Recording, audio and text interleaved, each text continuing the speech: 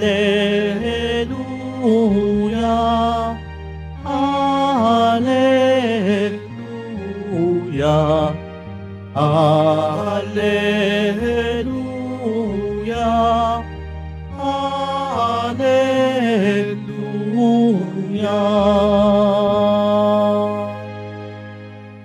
Sumainyo ang Panginoon. At sumaiyo rin. Ang pagpapahayag ng mabuting balita ng Panginoon ayon kay San Lucas. Papuri sa iyo, Panginoon.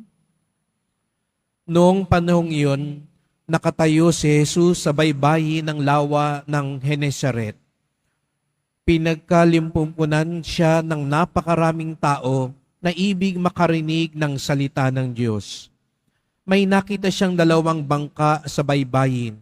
Nakalunsad ang mga mangingisda at naguhugas ng kanilang mga lambat.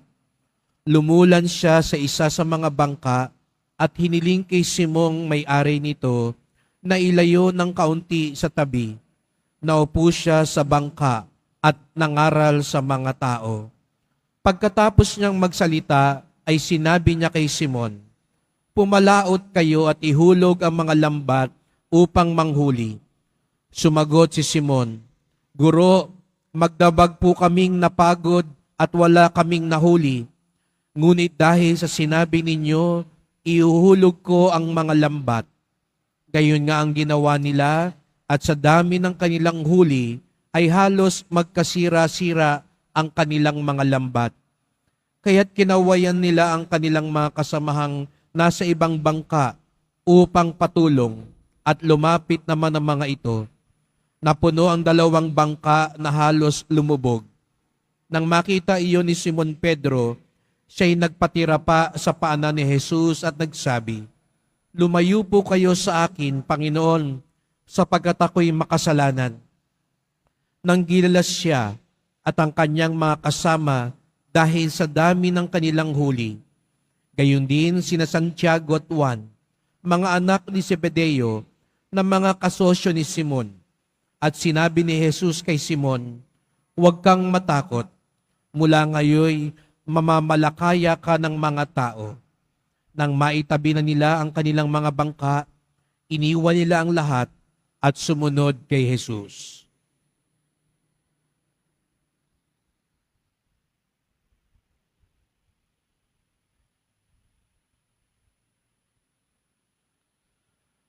Ang mabuting balita ng ating kaligtasan.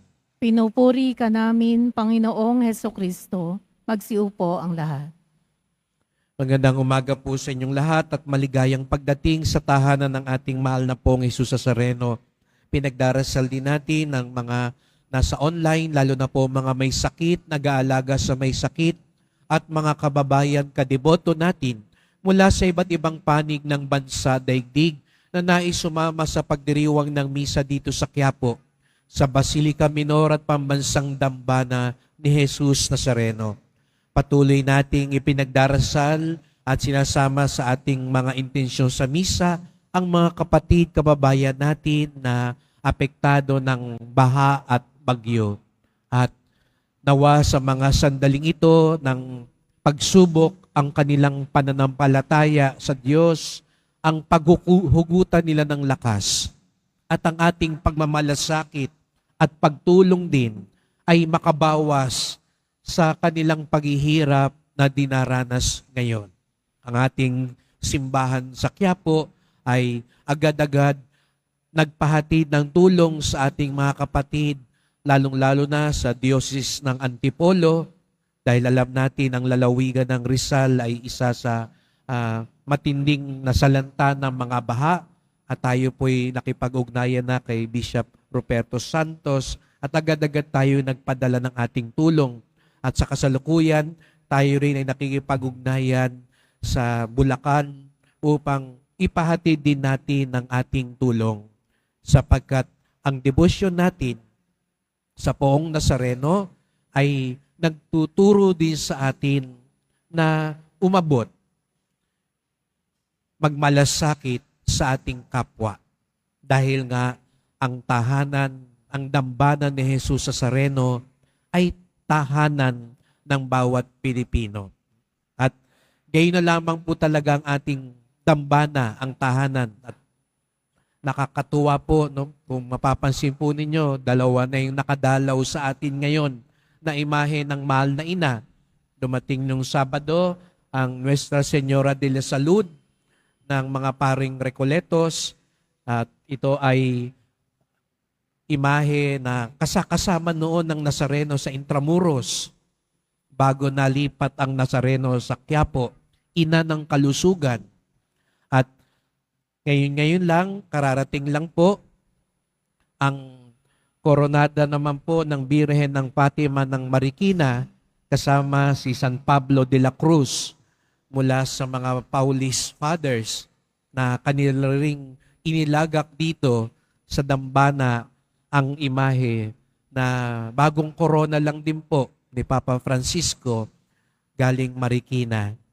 Sadyang ang tahanan ni Jesus Nazareno ay tahanan ng bawat Pilipino na lalo na ang mga may debosyon sa mahal na ina sapagkat ito'y tahanan ng anak. Kaya't sila ay dumadalaw upang samahan tayo sa ating pamimintuho sa ating mahal na pong Jesus Nazareno. At bakit ba tayo namimintuho?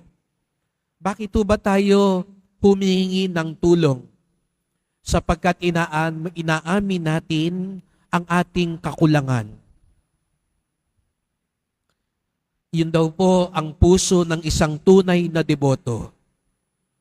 Pagpapakumbaba na tayo'y mahina at kulang. Kaya nga sa unang pagbasa, sinasabi ni San Pablo, ang tunay na marunong, ang tunay na may alam, inaamin niya nasa Diyos ang karunungan. Minsan makakatagpo tayo ng taong ang dami-daming alam, ang dami-daming nasasabi, ayaw patalo sa usapan. Kulang na lang sabihin, alam ko ang lahat ng sagot sa lahat ng mga tanong. At minsan natutokso tayong maging ganon.